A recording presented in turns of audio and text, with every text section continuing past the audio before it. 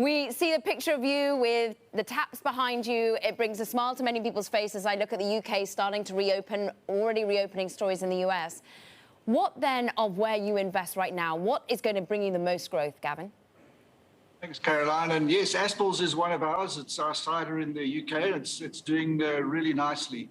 The hot product in the US though is Seltzers at the moment. It's on fire, and that's a segment of the beer industry that we really want to play a meaningful role in. So we are investing significant amounts of money, but not just in capacity, which we finished off in our Fort Worth brewery last year, where we increased our capacity 400%, but also behind our brands, and we're putting lots of marketing money behind the momentum of Busy. We recently launched Topo Chico in about 9 states and 7 large urban areas to a spectacular success. So we're going to be fueling that fire. And we've recently launched Proof Point as well.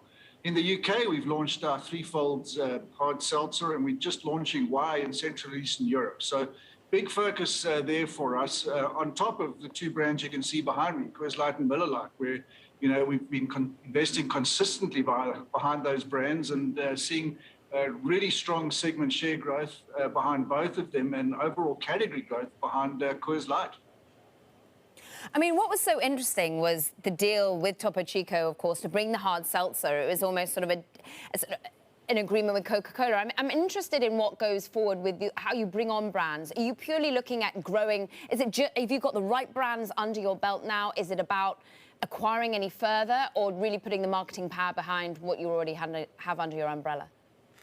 Well, I think for now, from a national point of view, the 4 brands that we've got, we think we've got the right brands. Vizzy and Topo Chico are certainly doing extremely well. We've increased our market share by more than 50% over the last few weeks with the launch of Topo Chico. So that's where we're going to be putting our focus and our emphasis. We are going to launch 2 new draft seltzers through our local craft companies. So we'll be putting our foot in the draft seltzer water as well.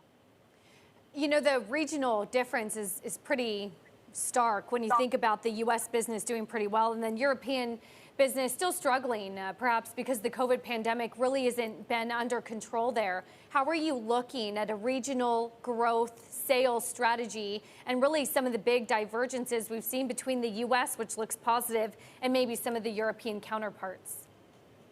First quarter was certainly tough for our UK business, but as you know, the market opened up on 12th of April for on-premise outdoor dining, and we've seen a tremendous take-up from consumers. There's a huge pent-up demand, and we're seeing growth rates that are higher than pre-pandemic 2019 levels at those outlets where beer and food is now allowed to be served. So as the market reopens for indoor dining on the 17th of May, I think it is, we're expecting an even greater uptick. So double-digit growth in our UK business, and many parts of Central and Eastern Europe as well, although some of those countries have taken a little bit of a step back from a coronavirus pandemic point of view. But certainly we're excited about what we're seeing in the UK and the consumer demand, and we're also seeing that in the US as states open up. Yeah, more about the U.S. I mean, are you thinking this summer and this year we can see the reopening of sports venues, concerts, some of the places, and what are the margins in those arenas that compare? Well, we certainly are seeing that already, and some of the teams in the baseball arena that we sponsor are opening up to full capacity. Not only do we get the volume through those facilities, but we also get a great opportunity for consumer tasting and introducing our innovations like Blue Moon Light Sky and Vizzy and Topo Chico Hard Seltzer. It made it a little difficult for us last year trying to launch into the pandemic, but with the reopening of fairs and festivals and sporting events, I mean, for example, the Kentucky Derby tomorrow, Blue Moon's a sponsor, and Blue Moon Light Sky will be there for folk to taste. I'm interested in if there are any concerns going for you. You had so many sort of one-off events that hampered your fiscal first quarter, whether it be cybersecurity related events, whether it be weather related events. What now sort of keeps you up at night as we see this return of optimism really come to the business?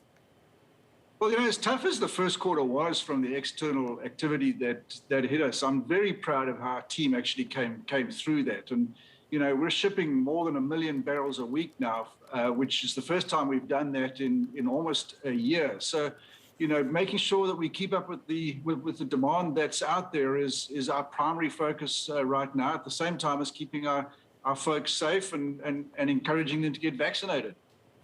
Can you talk to us about reinstating the dividend in the second half? You say that you see that to be a viable plan and that you might be in a position to do so. What does that dividend look like, and is it third quarter or fourth quarter? Well, certainly the groundwork that we've laid over the last 12 months puts us in a position where we believe that the board will be in a position to reinstate the dividend in the second half. We're busy talking to them about it, and we haven't finalized the quantum of that. But as you say, we did reiterate our guidance that we think the board will be able to put that back in the second half.